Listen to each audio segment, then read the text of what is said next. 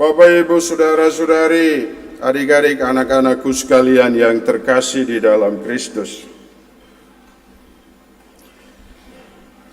Mendengar kata sisa, secara refleks banyak orang, mungkin kita juga merasa sisa itu tidak menarik, tidak baik. Banyak orang juga tidak mau ambil sesuatu yang adalah sisa.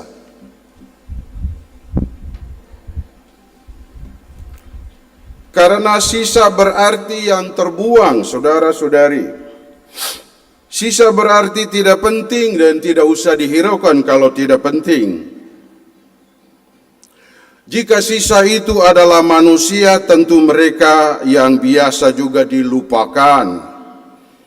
Biasa di pinggir, dimarginalisasi, tidak penting, tidak cukup berpengaruh.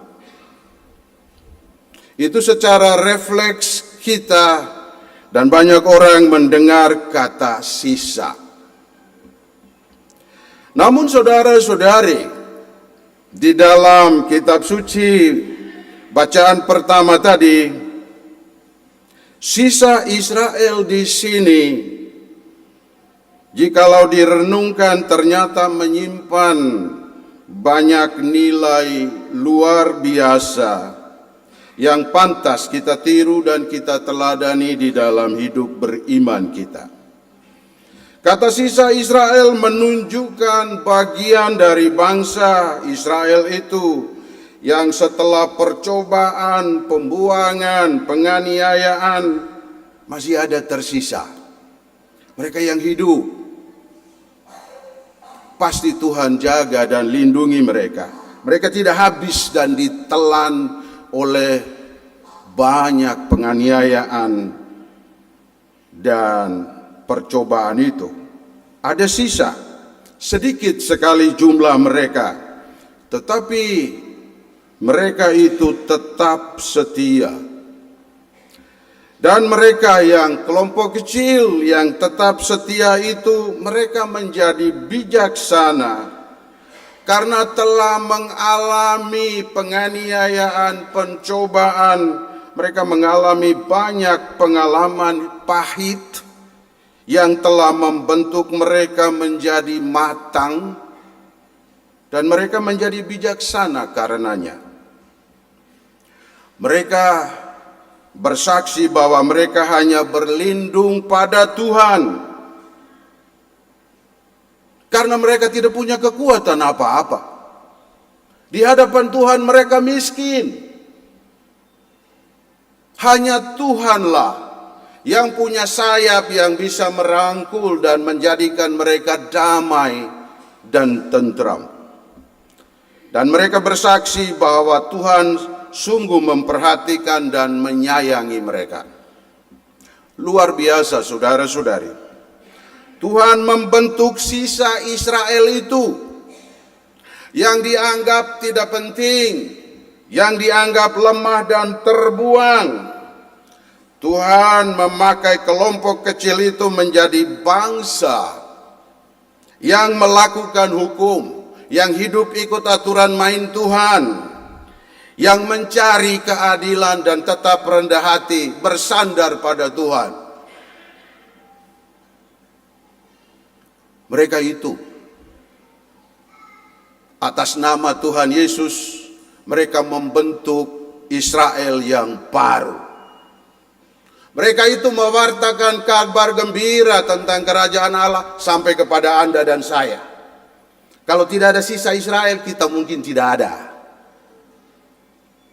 Mereka itulah yang dipakai Tuhan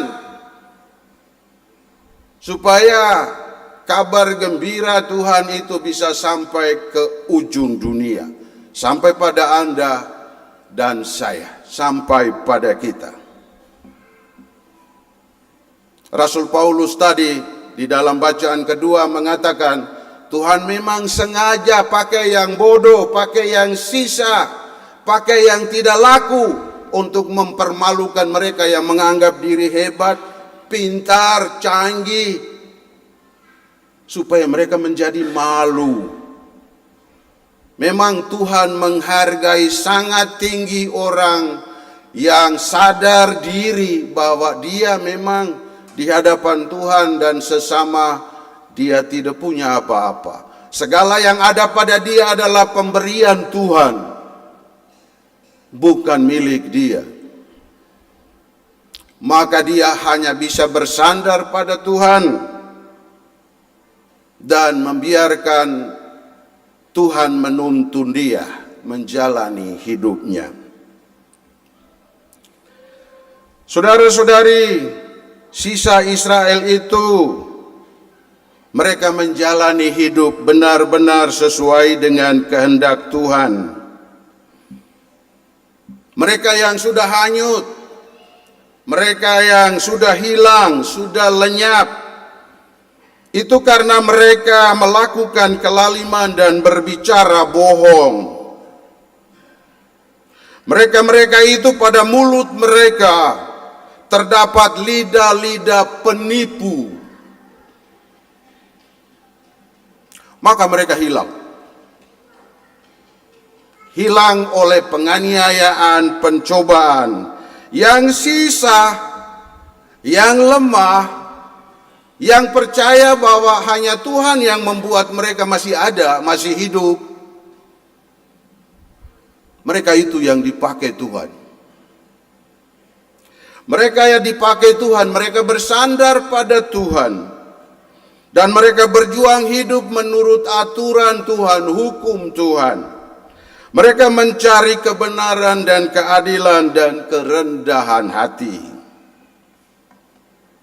Maka di dalam mulut mereka, tadi bacaan pertama bilang, ada lidah, tapi tidak lagi lidah penipu dan pembohong. Tidak ada lagi lidah itu. Yang punya lidah penipu dan pembohong itu orang angkuh hati dan sudah hanyut lewat penganiayaan. Tetapi yang hidup dan dipakai Tuhan, mereka punya hati, menyimpan kesadaran bahwa hanya Tuhanlah kekuatan, hanya Tuhanlah harta kita, hanya Tuhanlah daya tenaga kita. Kita tidak punya apa-apa. Kalau kesadaran itu yang disimpan, maka lidah di mulut itu adalah lidah yang benar, tidak penipu dan pembohong. Kalau di hati ini masih tersimpan kesadaran yang gak beres, kesadaran bahwa saya punya ini, saya punya itu, saya hebat sana, saya hebat situ juga, lidah ini bisa diputar balikan, pembohong. Itu yang tidak dipakai Tuhan. Hanya lidah yang bukan penipu, hanya lidah yang bukan pembohong, berarti hati ini hati yang bersandar dan melekat pada Tuhan. Itulah sisa Israel. Bapak Ibu saudara-saudariku sekalian, Injil Matius yang tadi kita dengar, Yesus menyapa dengan sangat lembut dan hangat semua orang-orang seperti sisa Israel itu. Mereka yang miskin, mereka yang berduka cita karena kehilangan sanak saudara, orang-orang yang mereka kasihi, kehilangan harta benda, kehilangan tempat tumpangan. Itu mereka berduka cita. Yesus menyapa mereka dengan hangat, penuh perhatian. Mereka yang lapar dan haus tidak tahu harus makan apa hari demi hari. Mereka yang menangis dan yang dianiaya. Yesus, saudara-saudari, memang meletakkan dasar ajarannya di dalam sabda bahagia tadi itu. Iya, Yesus itu menunjukkan kuasanya atas setan dan roh jahat. Meskipun kedatangannya untuk menggenapi tahun rahmat Tuhan itu mengalami banyak tantangan dan permusuhan. Itu sebabnya saudara-saudara, tokoh hebat seperti Mahatma Gandhi, kita kenal tokoh itu. Dia bukan Katolik pasti. Tetapi dia berkata bahwa sabda bahagia, sabda di bukit itu adalah ajaran kesempurnaan juga bagi bangsanya sendiri. Itu kata Mahatma Gandhi. Dan bagi santo-santa di dalam gereja Katolik seperti Santo Fransiskus Assisi, mereka melihat sabda bahagia itu sebagai jalan. Nasihat-nasihat Injil yang dipakai sebagai jalan lewat mana orang dapat membebaskan diri dari keangkuhan dan kerakusan, supaya mereka mengikuti nilai-nilai surgawi. Jadi ada banyak hak-hak dunia ini yang kalau tidak hati-hati orang terjebak di dalam keangkuhan, kerakusan yang tidak perlu, karena itu merusak. Dan kalau mereka dibebaskan dari situ karena dia menghayati sabda bahagia tadi itu, maka dia berjuang untuk mengikuti nilai-nilai surgawi. Bapak Ibu Saudara-saudari, barangkali sampai pada hari ini seperti sisa Israel, mereka berjuang hidup bersandar pada Tuhan, tapi mereka tahu mereka lama sekali menyimpan bekas-bekas luka di hati dan pikiran mereka karena penganiayaan, pencobaan, dan lain-lain itu. Barangkali kita juga mirip.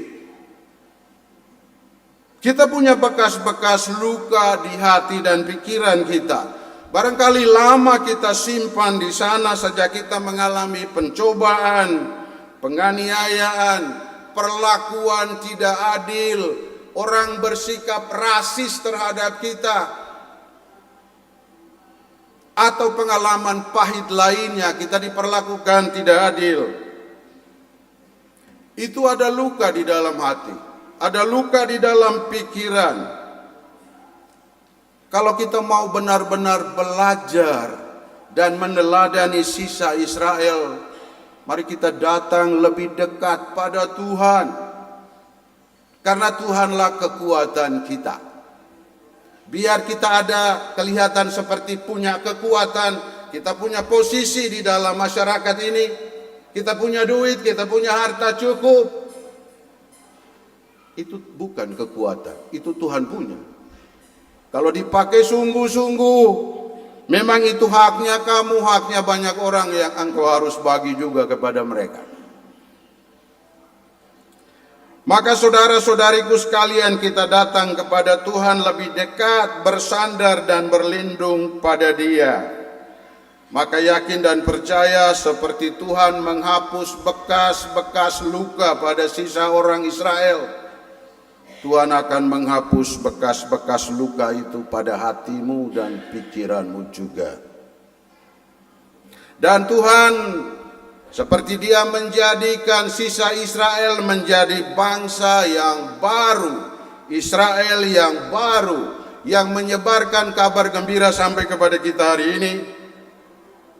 Saya percaya Tuhan akan menggunakan kita yang berjuang seperti sisa Israel, bersandar pada Dia saja di dalam kehidupan kita. Tuhan akan menjadikanmu, Tuhan akan menjadikan kita pribadi-pribadi yang rendah hati, yang hidup berdasarkan aturan mainnya Tuhan. Kita mencari kebenaran dan keadilan, kita mencari yang rendah hati. Maka kita bersaksi di tengah masyarakat, kita akan bersaksi lebih baik. Kita akan bersaksi atas nama Tuhan dalam kesederhanaan dan kebaikan. Tuhan memberkati kita semua. Amin.